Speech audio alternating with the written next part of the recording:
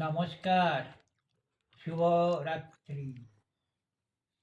আমি সলিল বাগচি। এখন নিয়ে এসেছি আমার লেখা একখানি শ্যামা সঙ্গীতের কথা, স্মিথ গাঙ্গুলি প্রোফাইলে।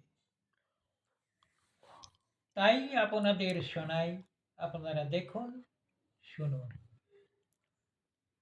শ্যামা সঙ্গীতের কথা। মা তোর চরণে শরণ লেভিব, এ অধম যেদিন আমি, থাকবে না আর পাপ তাপ জ্বালা, সকলই শূন্যে মিলাইয়ে যাবে, ধন্য হব যে জগতে।